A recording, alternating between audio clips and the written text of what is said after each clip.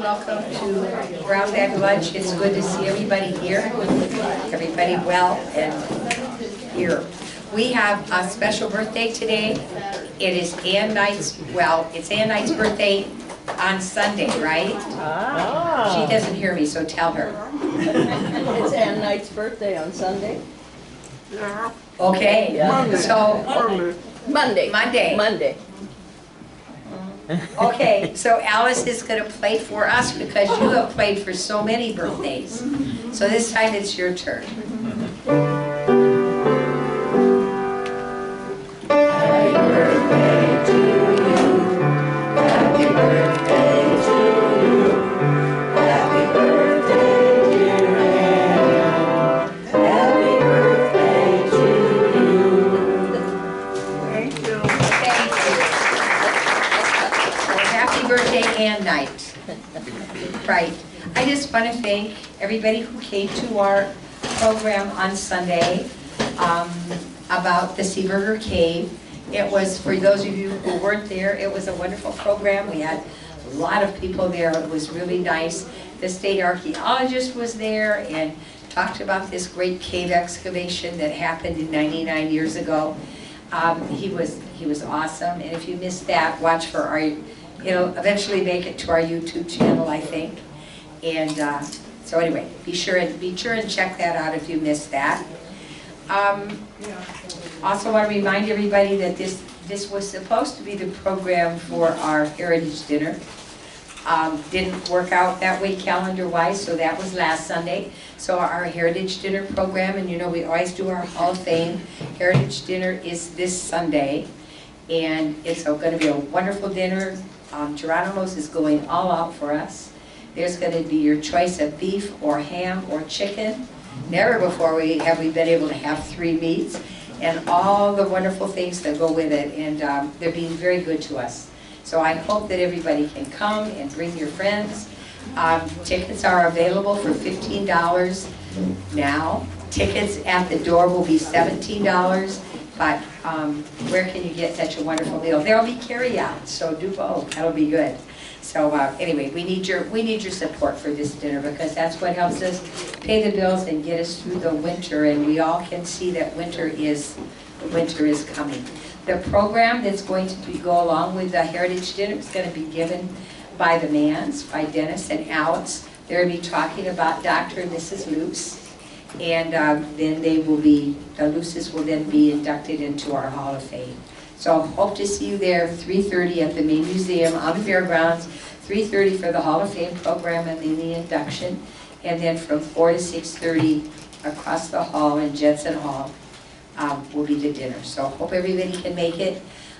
Remember, sell lots of tickets for us. We really need the help, so that'll be good. I am grateful for Don Wentworth. He's going to be doing our Halloween program today to get everybody in the spirit. It's hard to believe that October is almost over. The year is going by fast. So I appreciate that. Thank you. Sorry.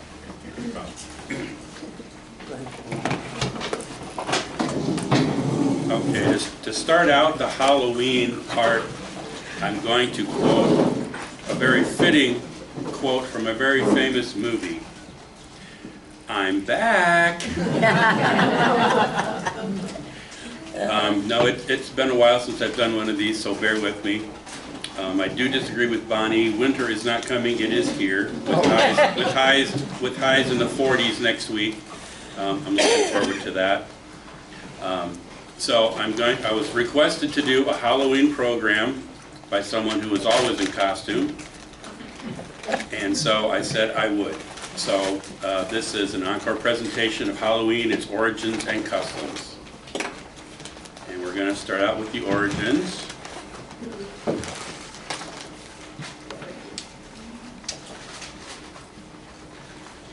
The holiday we know today as Halloween was dominated by witches, pumpkins, and black cats, ghosts, and goblins. Some believe it is a holiday to worship the devil. That actually looks like a date I had in high school, but anyway.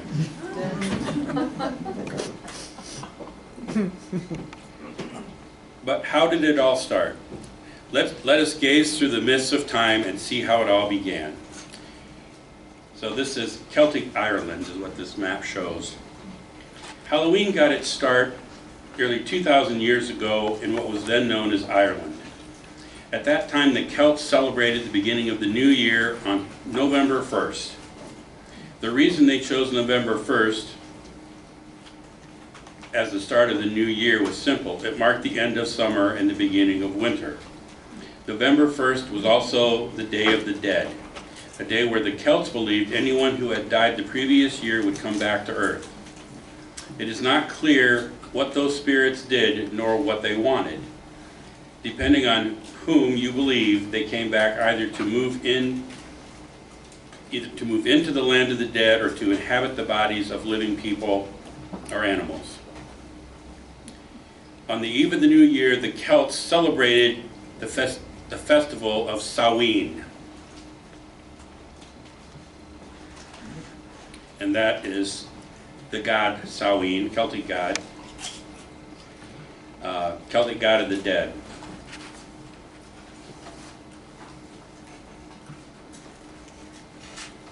And during Samhain festival, the Celts put out all their cooking fires and built huge bonfires outside. They sacrificed animals and crops into them to ward off the evil spirits and to help bring in a prosperous new year. On the morning after the festival, the Celts would return to where they had burned the bonfires and took pieces of burning wood from the remains of those bonfires back to their homes and lit new fires with them.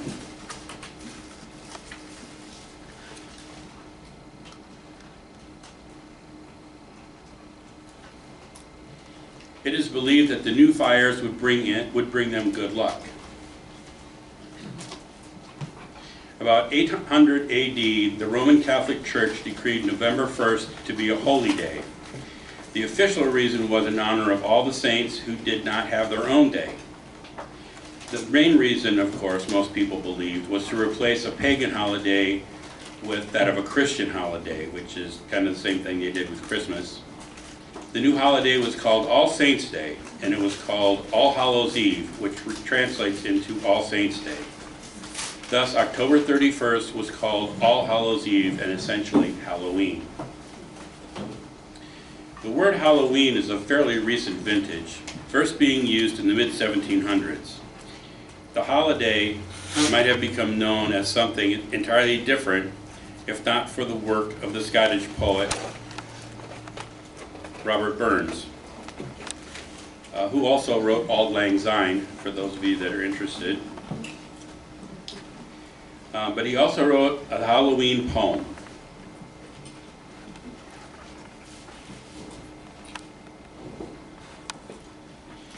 Halloween in 1785, Halloween. Halloween, which contains 28 stanzas and is difficult to understand today, having been written in Burns' native Scottish brogue. But it's fascinating, but it gives a fascinating glimpse into the cultural celebrations of Halloween in Scotland. For Burns, Halloween was a celebration of the harvest and a night for divination. Here is a stanza which contains the word Halloween. Among the honey-wielding banks, where dawn rines wimpling clear, where Bruce ants rooted and marital ranks, and shook his carrick spear, some merry, friendly country folks together did convene to burn their nits and their pow their sticks and hod for their Halloween. Fu blithe that night. Try saying that 5 times fast. The earliest Halloween celebrations in the United States were cultural holidays celebrating Scottish and Irish culture. Early Halloween cards featured tartan and the words Auld Lang Syne Halloween.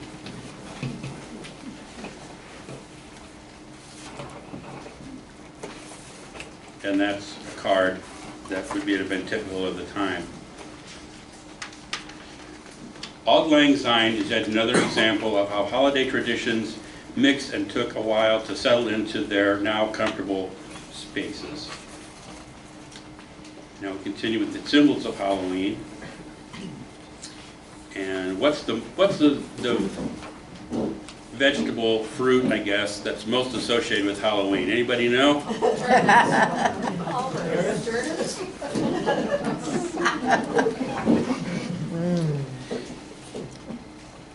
The association of pumpkins with Halloween is American-born. However, its origin lies in Ireland.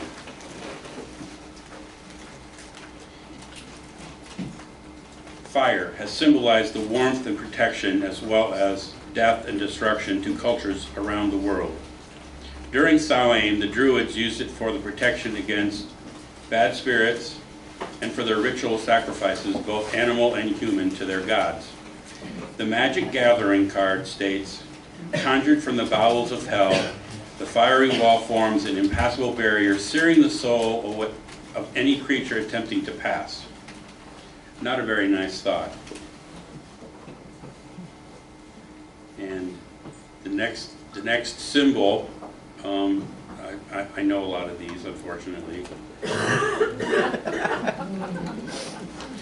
Witches have been associated with Halloween since the beginning.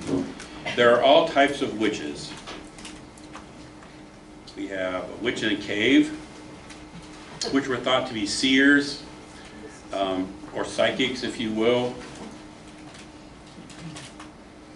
There were witches in the moon. And this image comes from the Wiccan practice of the Wiccan believers would take their brooms and ride through the fields and to sweep away all bad spirits. And some people said they went so fast sometimes it looked like they were flying, and that's how this got started. Another symbol is the black cat.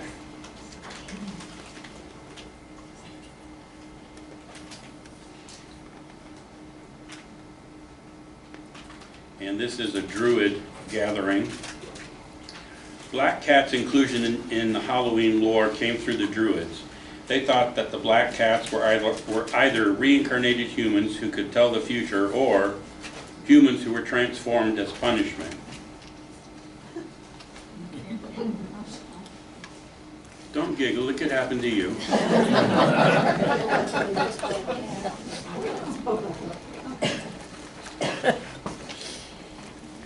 The black cat's bad reputation was in full force during the Dark Ages, when witch hunts were commonplace. Elderly solitary women were often accused of witchcraft, and their pet cats were said to be their familiars, or their demonic animals that had been given to them by the devil. All over Egypt, black cats would be thrown into sacrificial bonfires because they were thought to be evil and friends of witches. What would Halloween be without ghosts? The Celts believed that the veil between the worlds, this world and the next, was thinnest at what was for them the new year. They believed that the spirits of the dead could come back on that night and inhabit the bodies of people and animals.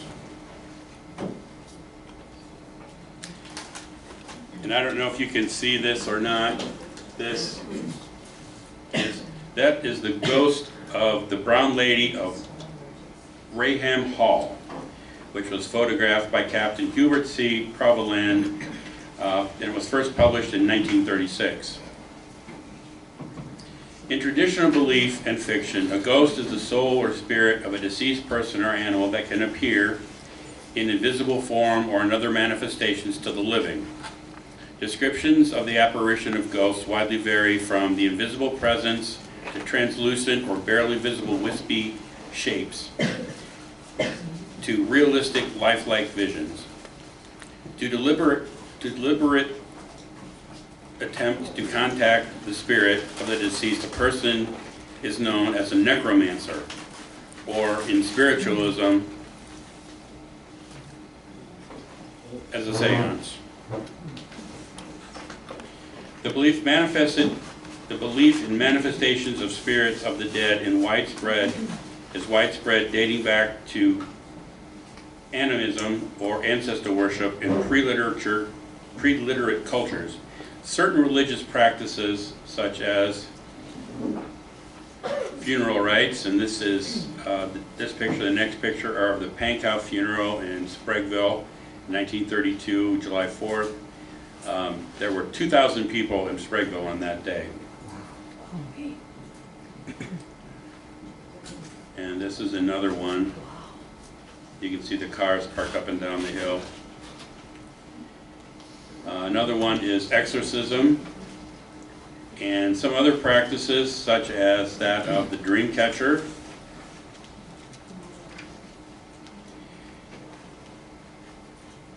spiritualism, and ritual magic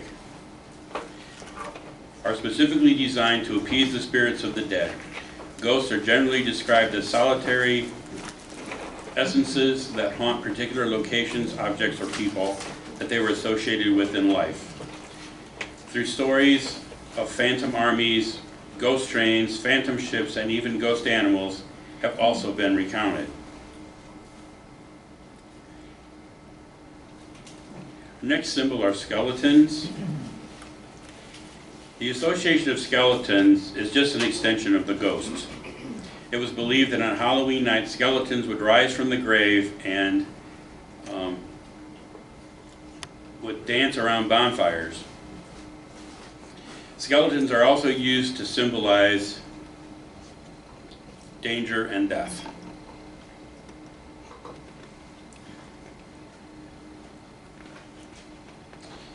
Another favorite symbol is the old haunted house.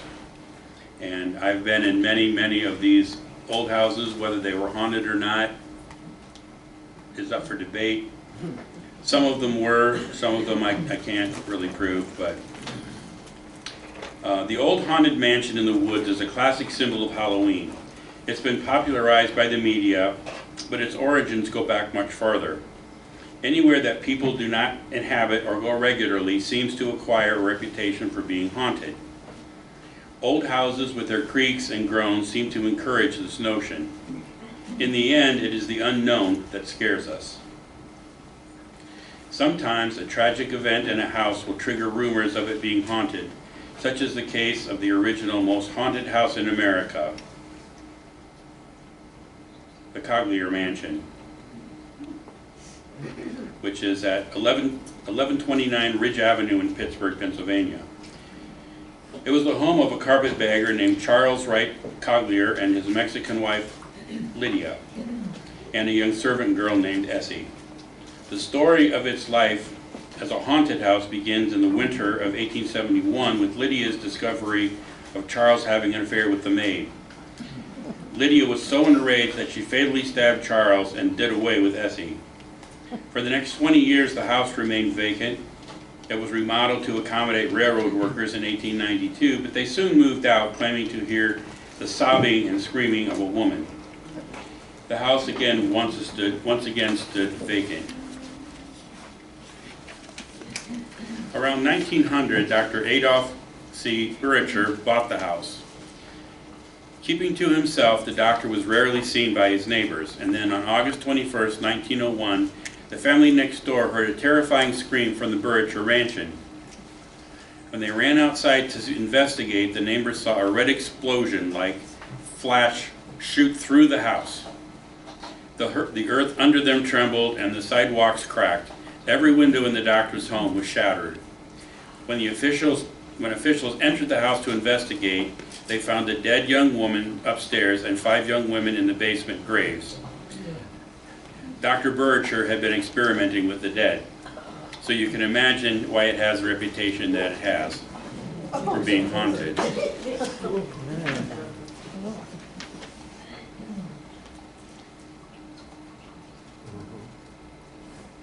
Scarecrows are another symbol of the season, which originated with the Celts.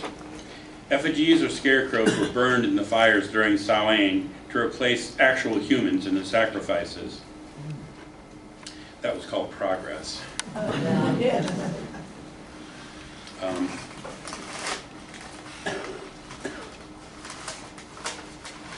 They are stand-ins for humans, and this makes us uncomfortable and has led to tales of them becoming animated by supernatural powers to wreak havoc on their human counterparts. Right.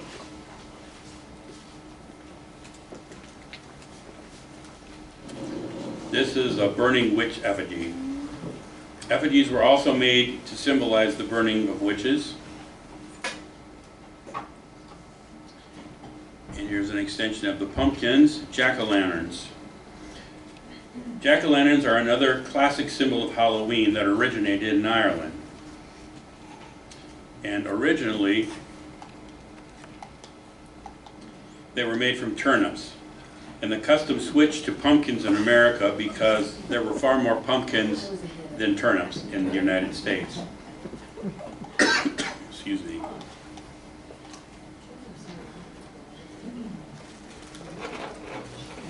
The name comes from an ancient tale which we will get into later.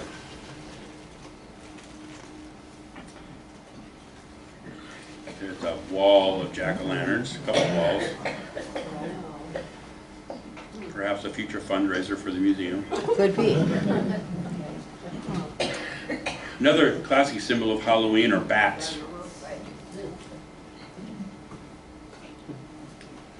Bats became associated with the holiday in the Celtic times.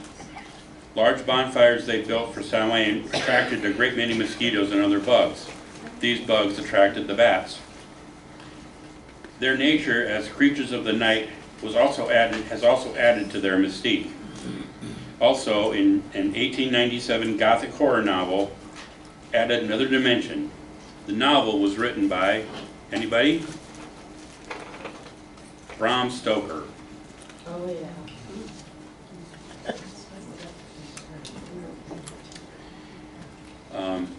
Who was an Irish by descent, and he entitled it Dracula. And this is the original 1897 cover. Since its publication over 115 years ago, this book has never been out of print. It was an inspiration in 1922 for one of the most notorious and controversial films ever made, Nosferatu. The actor who played the main character was said to be an actual Bram Stoker-style vampire himself.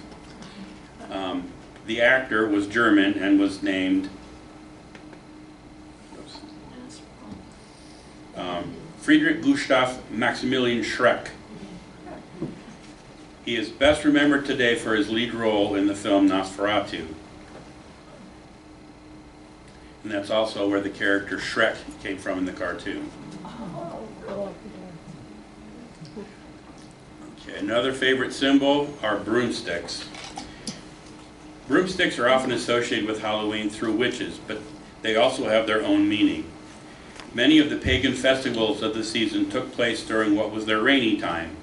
Women used their brooms to vault over large puddles as they were walking along. Why they didn't just go around them, I don't know. Brooms were also used during the witches' Sabbath, where women would perform a jumping dance while straddling their brooms. It was thought that the higher the women jumped, the better the crops would be. And in ancient times, broomsticks were also symbols of fertility. And we won't go any farther with that. The moon has long been associated with Halloween, and it's always been viewed as kind of a mystical object. Some mythologies believe that the moon is a repository for souls. And this is a picture of the moon over the Acropolis in Greece.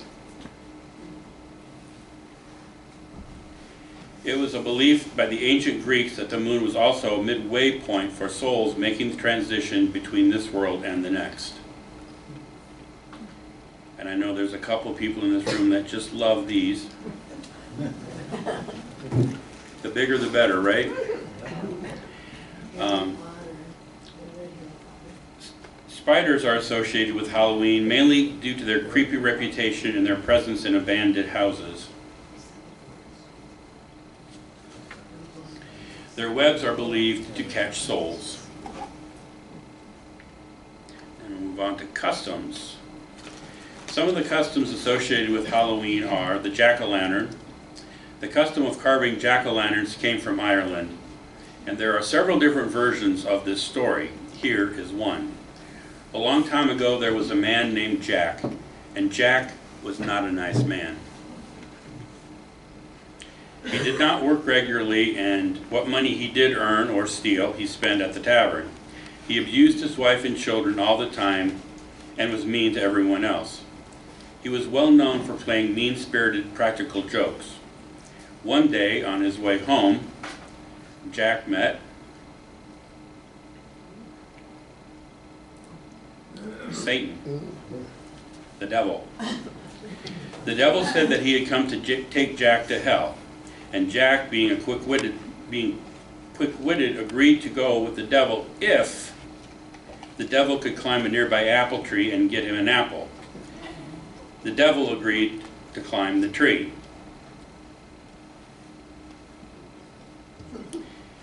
While the devil was in the tree, Jack took his knife and carved a cross on the trunk of the tree. And when the devil began to climb down, he was horrified to discover the cross carved into the trunk of the tree. The devil, as Jack knew, could not pass over the cross. The devil screeched and howled. He threatened Jack with all kinds of horrible tortures. Finally, the devil calmed down enough to ask Jack what he wanted to get rid of the cross. Jack said he would remove the cross if the devil would leave and not come back. Being that he had no choice, the devil agreed. Hi, Roger. After his encounter with the devil, Jack turned over a new leaf. He got a job, was nice to his family and everyone else. He became a model citizen for a time. In time, Jack fell back into his own ways. Years after his encounter with the devil, Jack's body finally gave out and he died. Jack went to heaven, but St. Peter would not allow him to pass because of the way he had lived.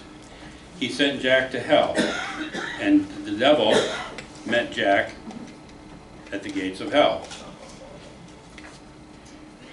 but would not allow him to pass into hell because Jack had tricked him. So Jack was doomed to wander in the dark plain between heaven and hell. The devil, due to his soft heart and caring nature, felt sorry for Jack and threw him a bright glowing coal to light his way. The coal was too hot for Jack to handle, so he found a turnip, carved out the inside, and placed the glowing coal into it. He became known as Jack of the Lantern, and eventually Jack-o'-lantern. When the Irish immigrants came to America, they brought this tradition with them. Being that pumpkins were far more plentiful than turnips, they transferred the custom to pumpkins.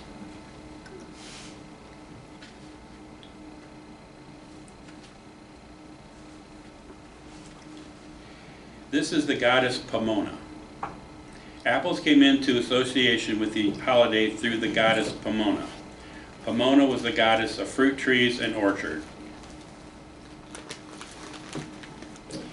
which led to the bobbing of apples, which was a fun custom. Anybody ever do that when they were young?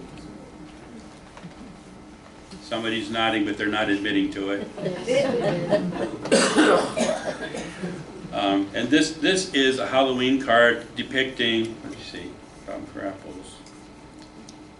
This is a Halloween party of 1800, and it shows them bobbing for apples.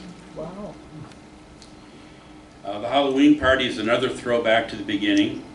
These traditional parties are a modern version of the gatherings of Samhain.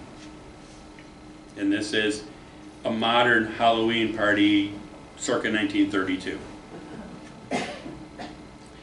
In England, the night we call Halloween is called Nutcrack Night. It is a custom on this night for sweethearts to throw nuts into a fire. If the nuts explode, it means their marriage would not be a good one. If the nut burned quietly, it meant their marriage would be a good one. So if you know any engaged couples, and yes, I do know one now, again.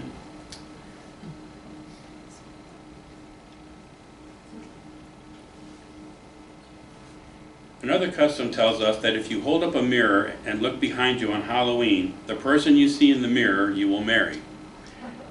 So be careful who's in the room with you.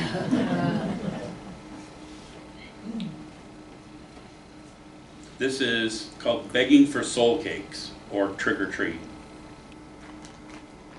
Trick-or-treating goes back to England, and people would go from village to village begging for soul cakes, which was an iron and oat molasses cookie. In return for the cakes, the people would promise to pray for the deceased members of that family.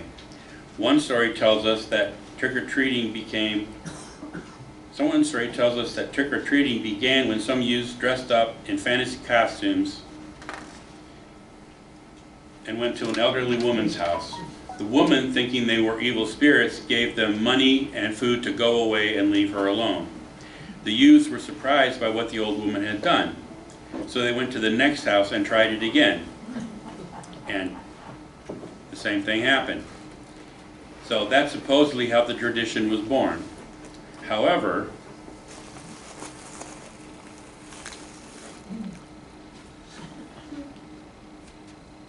and some of you may recognize some people in that picture. So that's my sister Luann. That's me. That's my sister Carolyn, Owen, Lois, and Bill Hayes. Really? She stood and let Grandma took the picture, but also threatened her if she ever showed it.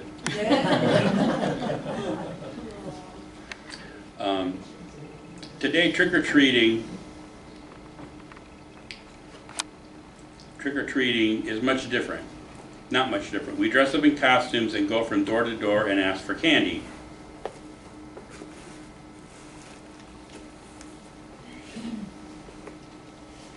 Playing tricks and playing pranks on people on Halloween is another old tradition. Sometimes the tricks were planned and the victims were in on it. In the film Meet Me in St. Louis, Judy Garland's mother told her that her neighbor had called and left a hammock on their porch, and would the children please return it when they were done stealing it. On the day after Halloween, it was also not uncommon for farmers to find their buggies sitting atop of their barns, or to have their outhouses tipped over, or some other odd occurrence. In some neighborhoods, the tricksters would spend the day after Halloween going around and undoing all the tricks they had pulled the night before. But not all tricks went as planned.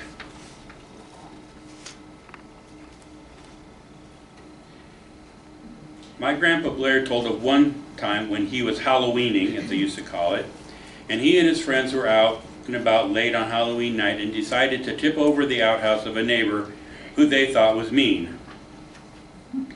Being that the whole place was dark, they slipped in quietly and tipped over the outhouse. Imagine their surprise when the old man stuck his head through the hole and begged them to yell at them. He doesn't say whether they tipped it back up or not, or just let him crawl out through the hole.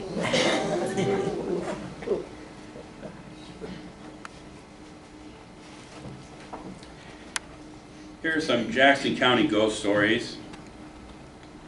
You may believe them or not, as you wish.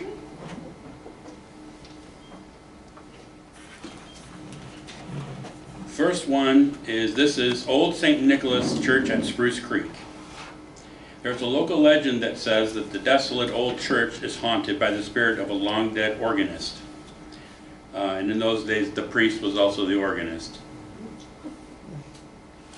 It said he rises from his grave on moonlight nights and plays an ancient hymns on the organ in the church, which is empty. Just before the crack of dawn, he floats out the window and returns to his grave.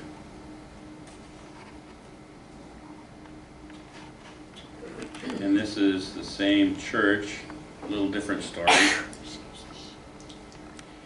Another legend says that the restless ghost of a former priest rises from his grave on moonlit nights, enters the church, and preaches ancient sermons to phantom congregations.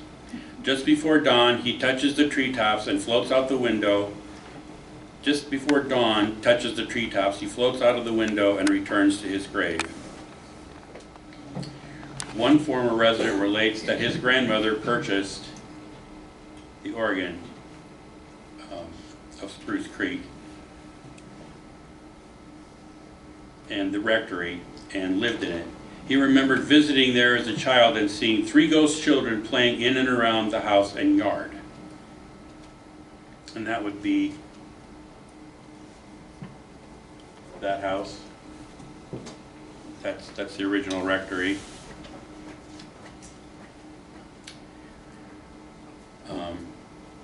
And then this is St. Nicholas today, and doesn't look a lot different. Everything, all the buildings are gone except for the old church itself. Now in Springbrook, there is a truly haunted place. I know because I was haunted there. This is what is known as Goner's Store in Springbrook.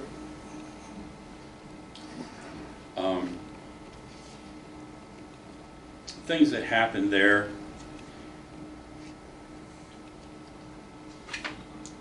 There were ghostly parties upstairs. The stairs came down to go out the back door, and the girls washing the dishes for the restaurant, that's where they wash the dishes.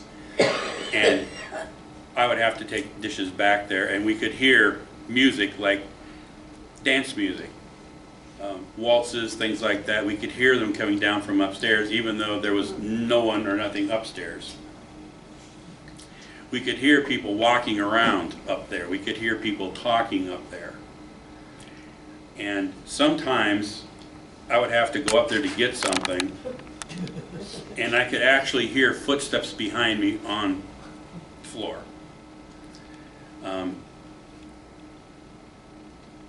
I figured as long as they didn't touch me, I wouldn't touch them.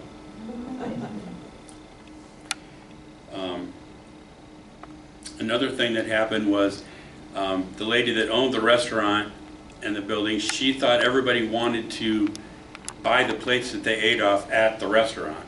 So she had several full settings of the plates upstairs in boxes. And one night, some people came in and they did like the plates and they wanted to buy 2 boxes of the dishes. So she and I went upstairs and we went, so you went up to the top of the stairs, you could go either way. We went this way to the front, and there was a door there that went out onto a porch or a balcony, and then there was another door that was right here. Now this door was always open. No matter how many times you shut it, tried to lock it, tried to latch it, whatever, it was always open. But at this instance, it was not open. And when the lady turned the knob to open the door, it was stuck. So she took her hand and hit it, and it popped open. And for a split second, we saw that. Because in that room, there was a window, and the street light was on, and it shed light on the back wall, and a man, there was a shadow just like this, only he had his hand up like that. He was there for that long, just long enough to see. And she said, "Did you see that?" And I said, "No, and neither did you." So we went in, got the dishes, took them down, and I worked there several times over the next week, and that door was always open. So you can draw your own conclusions. Another one that concerns me, and many of you know who this is, and this is Hagrid from the Harry Potter movie series. And there was one night I woke up, I don't know why, and I saw him standing at the end of my bed. So thinking I was dreaming, it's like, I'm going to prove myself wrong, right? So I got my foot out from beneath the covers, went up and touched his vest, which is corduroy. You can see corduroy, you can see the gold buttons, and that's what my toe felt. So my foot went under the covers and so did my head.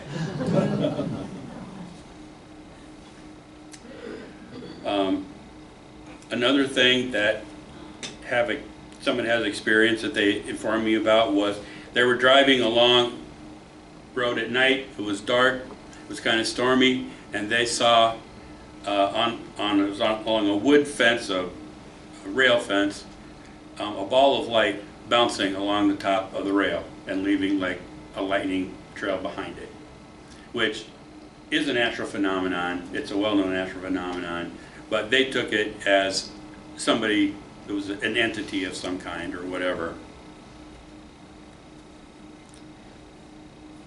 Yes, that would be for that one.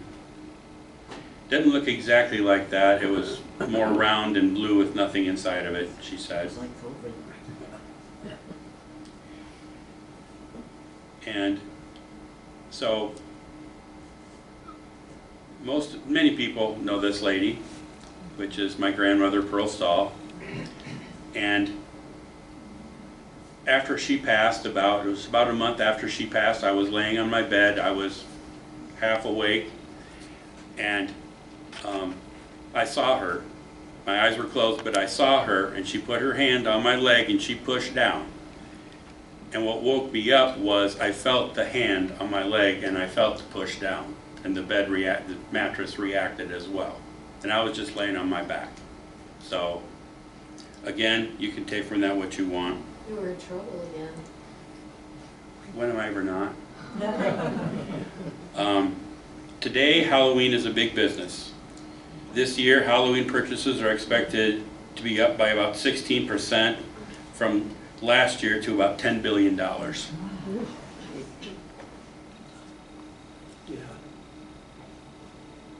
And I'd like to thank all these people for helping me with this program.